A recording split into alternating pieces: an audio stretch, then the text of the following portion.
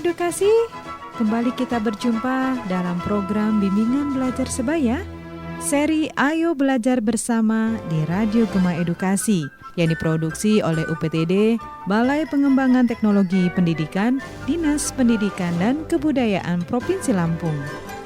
Kali ini kita akan membahas mata pelajaran Bahasa Indonesia. Judul Teks Berita untuk kelas 12.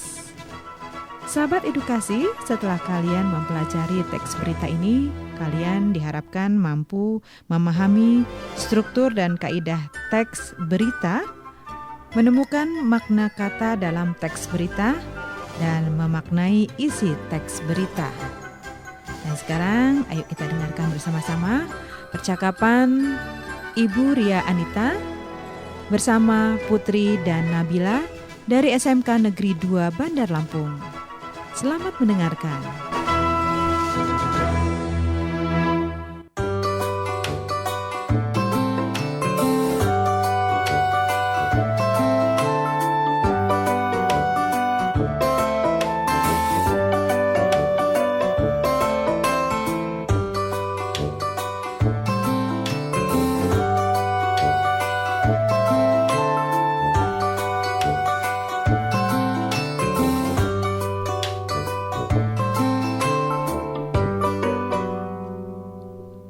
Bila, sepertinya kemarin kamu ikut pawai seni budaya Lampung ya? Wah iya, benar sekali. Pawainya seru loh, Put. Wah, tapi sayang kemarin aku tidak dapat menonton. Di sana ada pertunjukan apa saja, Bil? Di sana ada parade polisi cilik, barongsai, bela diri wushu, drum band, dan pawai kebudayaan Lampung itu sendiri, Put. Sepertinya seru dan heboh sekali ya. Pasti dong, Put. Saking hebohnya nih ya, sampai jadi tajuk utama berita di salah satu surat kabar. Wah, luar biasa sekali ya. Oh iya, bicara tentang berita, ulangan kemarin aku agak bingung sama materi teks berita deh. Kenapa kamu bingung, Putri? Dari materi teks berita, aku tahu kalau teks berita adalah teks narasi yang melaporkan kejadian, peristiwa, dan informasi mengenai suatu hal yang sudah atau sedang terjadi. Aku juga tahu strukturnya. Teks berita memiliki 3 bagian, yaitu orientasi, urutan peristiwa, dan sumber berita. Tapi, aku tidak tahu nih apa ciri teks berita dan kaidah dari teks berita itu. Tolong ajari aku ya, Bila. Oh, begitu ya, Putri. Atau kita tanyakan ke Bu Ria saja, Putri, lebih jelasnya. Karena aku pun rencana minggu ini akan mengulas berita tentang pawai budaya tersebut di mading sekolah kita. Dan aku ingin menanyakan penjelasan lebih lanjut mengenai teks berita. Baik, kita temui Bu Ria saja, Bila. Iya. Selamat siang, Bu Ria. Putri dan Bila, kalian belum pulang ke rumah, nak? Kan sudah waktunya pulang. Belum, Bu. Ada yang mau kami tanyakan mengenai materi pembelajaran teks berita. Iya, bagaimana, nak? Apakah ada yang kurang jelas mengenai materi teks berita? Ini, Bu. Putri masih ada yang kurang paham mengenai teks berita. Sedangkan Bila, karena mau mengulas teks berita mengenai pawai budaya yang baru saja dilaksanakan. Berita ini akan tampil di mading sekolah minggu ini. Bila dan Putri mau bertanya ke Ibu mengenai teks berita. Oh iya, minggu ini kan memang jadwal mading untuk teks berita ya, nak ya? Iya, Bu. Iya, baik. Akan Ibu jelaskan mengenai teks berita. Silahkan duduk dulu kalian di sini, biar Ibu lebih enak menjelaskannya kepada kalian. Baik, Bu. Namun, sebelum itu, siapkan buku dan alat tulis kalian untuk mencatat apa nanti yang akan Ibu jelaskan. Iya, Bu. Baik, Bu, sudah kami siapkan. Baik, kalau sudah siap, kita mulai ya. Tentunya Putri dan Bila sudah tidak asing lagi dengan teks berita, baik yang didengar atau yang dibaca, yakni berita secara tertulis maupun lisan. Sekarang, apa yang terbayang jika kamu mendengar kata teks berita? Pastinya kalian membayangkan surat kabar, majalah, atau acara berita di televisi kan? Saat ini teks berita dapat kalian dapatkan dengan mudah di mana saja, tidak hanya di surat kabar, tapi kalian dapat dengan mudah mencarinya di portal berita atau halaman web di internet. Iya Bu, benar. Untuk pengertian berita itu sendiri, apa nak? Apakah ada yang tahu? Aku tahu, Bu. Teks berita merupakan teks narasi yang berisi tentang segala peristiwa yang terjadi di dunia. Teks berita biasanya disebarkan melalui berbagai media seperti radio, televisi, internet, situs web, ataupun media yang lainnya. Iya, benar sekali. Karena kemajuan zaman, sekarang berita kita lihat dan kita dengar di berbagai media.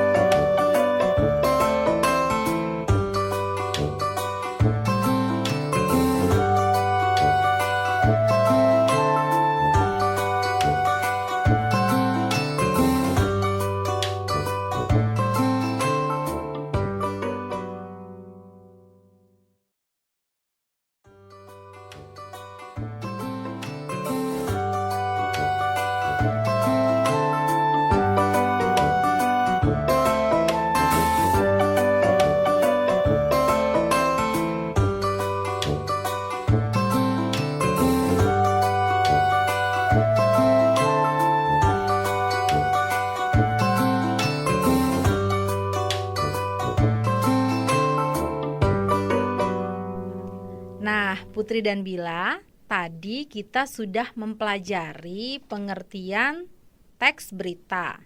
Sekarang kita akan mempelajari bagaimana struktur teks berita. Apakah Putri tahu teks berita itu strukturnya apa saja, Nak?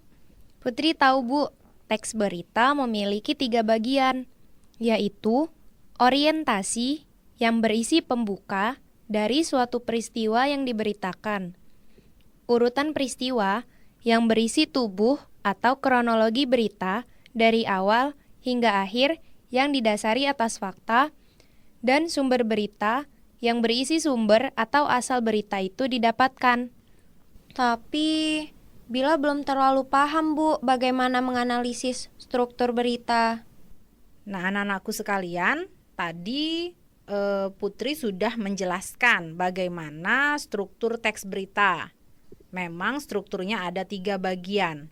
Ada orientasi, ada urutan peristiwa, dan ada sumber berita. Untuk lebih jelasnya, coba Bila baca teks berita ini, kita akan lihat bagaimana struktur berita ini. Contoh teks berita. Temukan pelanggaran KPU Poso, gelar pemilihan ulang. Komisi Pemilihan Umum Kabupaten Poso, Sulawesi Tengah menggelar pemilihan ulang pada Sabtu 12 Desember 2015, menyusul temuan pelanggaran saat tanggal 9 Desember lalu. Sebanyak 549 pemilih di TPS 3 di salah satu kelurahan di Kecamatan Poso, Kota Utara memilih ulang. Panwaslu Kabupaten Poso mengatakan pemilihan ulang diputuskan setelah ada pelanggaran oleh salah seorang pemilih yang menerima lebih dari 1 surat suara. Dalam pemilihan ulang penyelenggaraan juga mengganti ketua dan seluruh anggota KPPS. Pelaksanaan pemilihan ulang, pemilihan bupati dan wakil bupati Poso yang diikuti 4 pasangan berjalan dengan lancar dengan penjagaan dari aparat kepolisian. Dari contoh teks berita yang sudah Bila baca yang berjudul Temukan Pelanggaran KPU Poso Gelar Pemilihan Ulang, kita akan lihat bagaimana strukturnya. Benar tadi yang dikatakan Putri, struktur berita ada 3 bagian. Yang pertama ada orientasi berita. Orientasi berita adalah bagian pembuka teks terkait hal yang diberitakan. Yang kedua adalah urutan peristiwa. Urutan peristiwa adalah tahap inti dari sebuah berita. Pada bagian ini, sebuah berita dinarasikan sedemikian rupa untuk menyajikan beberapa fakta yang kemudian dimunculkan. Dalam menyajikan peristiwa, penulis tidak boleh memasukkan opininya, karena semua harus sesuai dengan apa yang terjadi di lapangan. Bagian yang ketiga, yaitu sumber berita. Sumber berita ini perlu dicantumkan, tapi letaknya fleksibel ya nak ya. Artinya sumber berita tidak harus berada di akhir berita, melainkan dapat berada di dalam berita itu sendiri. Dari penjelasan Ibu tadi, apakah kalian dapat menelaah bagian-bagian teks beritanya atau strukturnya? Bagaimana Putri? Iya Bu. Yang menjadi orientasi adalah paragraf pertama dimulai dari kata Komisi Pemilihan Umum sampai kata lalu.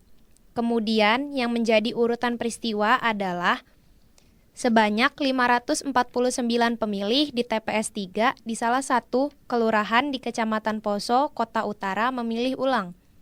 Panwaslu Kabupaten Poso mengatakan pemilihan ulang diputuskan setelah ada pelanggaran oleh salah seorang pemilih yang menerima lebih dari satu surat suara.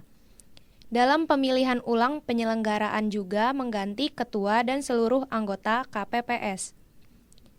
Pelaksanaan pemilihan ulang, pemilihan Bupati dan Wakil Bupati Poso yang diikuti 4 pasangan berjalan dengan lancar dengan penjagaan dari aparat kepolisian. Sedangkan sumber berita yang ada tidak terdapat pada akhir, Bu, melainkan di tengah, ditandai dengan kata Panwaslu Kabupaten Poso mengatakan. Benar tidak ya, Bu?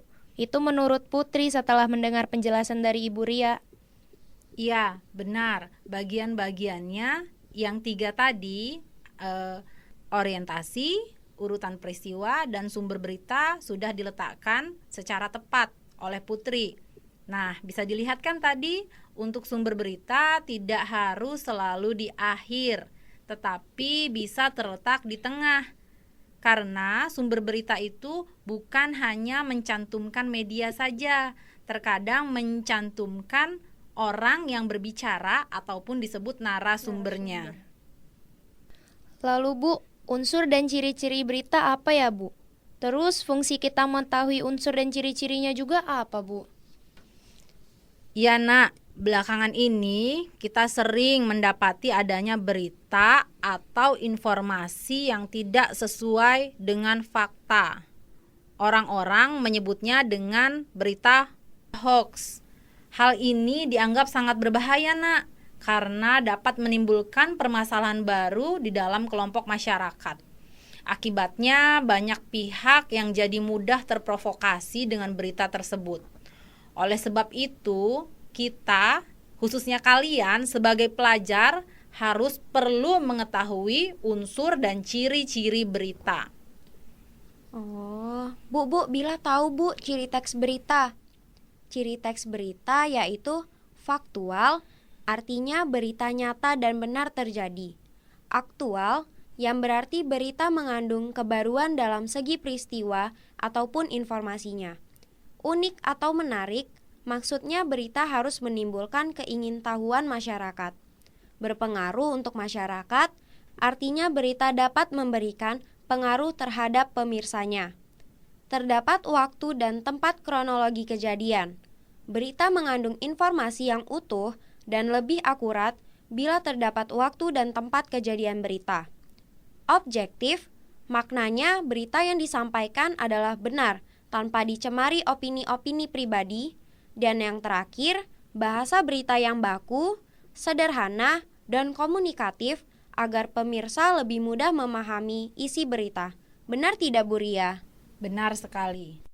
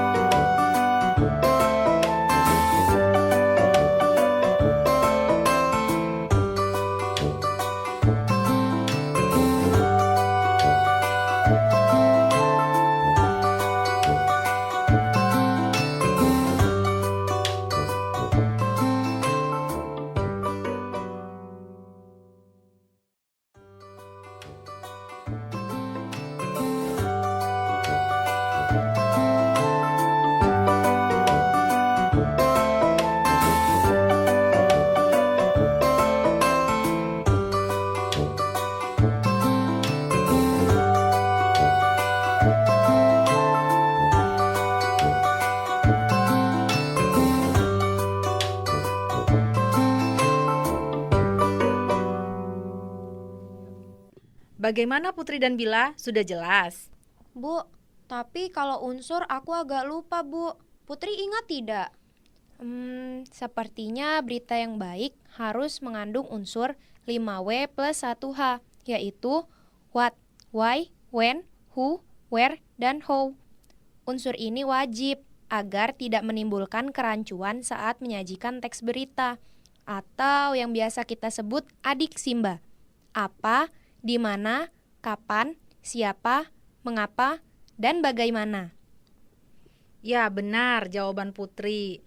Unsur berita memang harus mengandung 5W dan 1H yang biasa disebut what, why, when, who, where, dan how. Tetapi kalau di dalam bahasa Indonesia kita sebutnya adiksimba.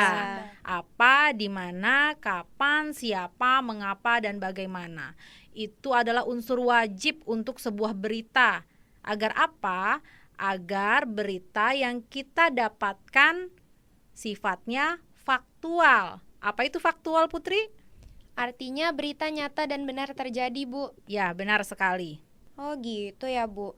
Bu, kalau kaidah kebahasaannya apa saja ya, Bu? Kaidah kebahasaan untuk teks berita, yang pertama, teks berita harus menggunakan verba transitif, yaitu verba atau kata kerja yang memerlukan objek atau pelengkap dalam kalimatnya. Verba transitif merupakan verba yang dapat diubah ke dalam bentuk pasif. Contohnya, kata mendengar, membaca, dan masih banyak kata yang lainnya.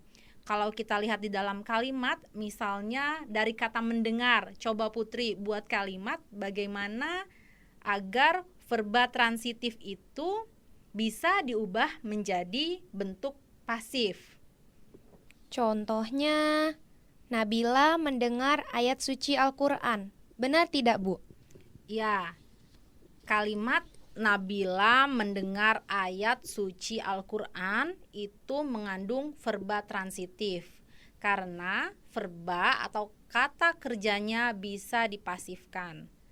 Coba Nabila, bagaimana jika kalimat itu dibuat jadi kalimat pasif? Ayat suci Al-Quran didengar Nabila. Benar tidak, Bu? Ya, benar sekali. Kalimat itu apabila diubah menjadi kalimat pasif, maka menjadi ayat suci Al-Quran didengar oleh Nabila. Sampai sini paham untuk verba transitif, Putri dan Nabila? Paham, Bu. Baik, kalau sudah paham, kita akan lanjut ke kaidah kebahasaan teks berita yang kedua. Kaidah kebahasaan teks berita yang kedua yaitu menggunakan verba pewarta. Verba pewarta adalah verba atau kata kerja yang menunjukkan suatu percakapan atau ujaran. Jadi kata kerja ini atau verba ini menandai sebuah percakapan atau ujaran. Contohnya kata mengatakan, berkata. Kalau kita lihat dalam teks yang tadi, di contoh teks berita, coba Putri telaah yang manakah yang menggunakan verba pewarta. Contoh verba pewarta itu Panwaslu Kabupaten Poso mengatakan, Bu. Ya, jadi untuk verba pewarta atau kata kerjanya tadi, kata kerja pewarta ya yang menandai percakapan atau ujaran adalah kata mengatakan. Jadi di dalam sebuah teks berita pada umumnya memang ditandai dengan verba pewarta. Apakah sudah cukup jelas untuk verba pewarta, Putri dan Bila? Jelas. Jelas, Bu. Kalau sudah jelas, kita akan lanjut ke kaidah kebahasaan yang ketiga. Sebuah teks berita memiliki ataupun menggunakan adverbia. Adverbia ini adalah kata keterangan. Kata keterangan yang dimaksud adalah kata yang memberikan keterangan pada kata lain. Kata keterangan ini bermacam-macam, Nak. Ada keterangan cara, ada keterangan keadaan, ada keterangan tujuan, dan masih banyak lagi keterangan yang lainnya. Ibu akan berikan contoh untuk keterangan cara. Kata keterangan cara, contohnya pada kata dengan, ditambahkan dengan kata yang mengikutinya. Nabila bagaimana? Bisa tidak membuat contoh kata keterangan cara menggunakan kata dengan dalam sebuah kalimat? Bisa kok, Bu. Misalnya, adik berlari dengan cepat. Benar tidak, Bu? Ya, kata dengan cepat itu adalah keterangan cara. Karena kata cepat itu sendiri adalah cara. Sekarang yang kedua, coba Putri berikan contoh adverbia atau keterangan tujuan dalam sebuah kalimat. Contohnya, hendaklah kita berdoa agar selamat sampai tujuan. Gitu kan, Bu? Ya, yang menjadi keterangan tujuannya yang mana, Putri? Agar selamat, Bu. Ya, agar selamat itu adalah keterangan tujuan. Anak-anakku, itu adalah contoh adverbia atau kata keterangan yang terdapat di dalam teks berita. Masih banyak lagi kata keterangan-keterangan yang lain, ya. Nanti kita akan coba membuatnya. Ibu akan lanjutkan kaidah yang keempat, yaitu menggunakan konjungsi temporal. Konjungsi temporal adalah kata hubung yang berkaitan dengan urutan waktu. Contohnya saja, kata kemudian, selanjutnya, sesudahnya, sebelumnya. Dalam teks berita, konjungsi temporal ini memang sering ya kita temui. Mengapa? Karena berita itu menunjuk suatu peristiwa. Oleh sebab itu, konjungsi temporal selalu ada di dalam sebuah teks berita. Apakah Putri dan Bila jelas? Jelas. Baik. Kalau jelas, kita akan lanjutkan kaidah yang kelima atau kaidah yang terakhir. Kaidah yang kelima, sebuah teks berita ditandai dengan kalimat langsung dan tidak langsung. Kalimat langsung adalah sebuah kalimat yang merupakan hasil kutipan langsung dari pembicaraan seseorang yang sama persis dengan apa yang dikatakan. Sekarang Ibu mau tanya sama Nabila, apa yang menandai sebuah kalimat langsung itu, Nak? Ya, baik Nabila. Apakah Nabila tahu untuk ciri kalimat langsung itu sendiri apa saja? Tahu, Bu. Yang pertama ditandai dengan tanda petik. Yang kedua, predikat atau kata kerja berawalan me dan ber. Ya, benar. Kalimat langsung memang ditandai dengan tanda petik. Mengapa demikian? Karena di dalam kalimat langsung ada sebuah ujaran atau percakapan yang langsung diucapkan. Oleh sebab itu, tanda petik wajib dicantumkan di dalam sebuah kalimat langsung. Lalu yang kedua, kalimat langsung juga predikatnya atau kata kerjanya atau verbanya bisa berawalan me dan ber. Bagaimana, Putri? Sudah jelas? Jelas, Ibu. Ya, kalau sudah jelas, kita akan ke kalimat tidak langsung. Kalimat tidak langsung merupakan kalimat yang melaporkan atau memberitahukan perkataan orang lain dalam bentuk kalimat berita. Nah, dari kata-kata ini, Put, apakah Putri bisa menjelaskan kembali apa maksud dari kalimat tidak langsung itu sendiri? Menurut Putri, kalimat tidak langsung itu kalimat yang sudah diucapkan, kemudian diucapkan kembali oleh orang yang berbeda, Bu. Ya, benar kata Putri. Jadi, kalimat tidak langsung itu adalah kalimat yang diucapkan kembali atau dituliskan kembali, ya. Lebih tepatnya sebenarnya dituliskan kembali oleh orang lain. Karena tadi kalau di dalam kalimat langsung, mungkin tanda baca yang dipergunakan bisa tanda tanya ataupun tanda seru. Tetapi untuk kalimat tidak langsung yang mengakhiri atau menandai kalimat tidak langsung adalah tanda titik. Dan yang perlu diingat, kalimat tidak langsung tidak memakai tanda petik karena bukan ucapan langsung dari seseorang. Baik, anak-anakku sekalian, itu beberapa kaidah yang menandai sebuah teks berita. Bagaimana? Apakah Putri dan Bila sudah cukup jelas?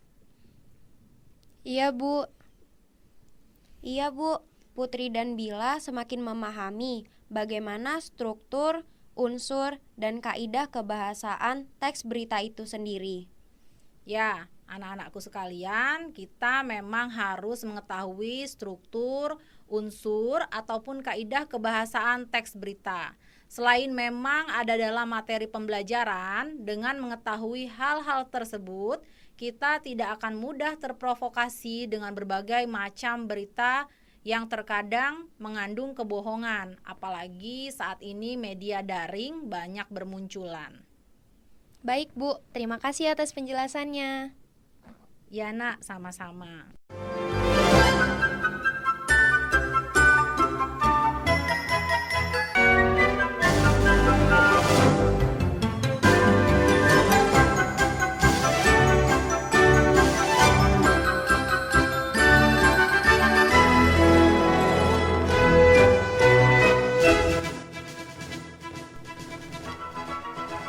Bagaimana sahabat edukasi pembelajaran kita tentang teks berita?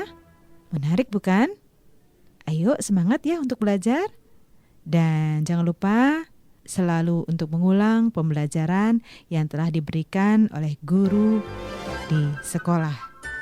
Sampai di sini dulu perjumpaan kita dari gedung UPTD Balai Pengembangan Teknologi Pendidikan, Dinas Pendidikan dan Kebudayaan Provinsi Lampung. Radio Gema Edukasi berbagi ilmu untuk semua, mengucapkan terima kasih dan sampai jumpa pada pembelajaran berikutnya.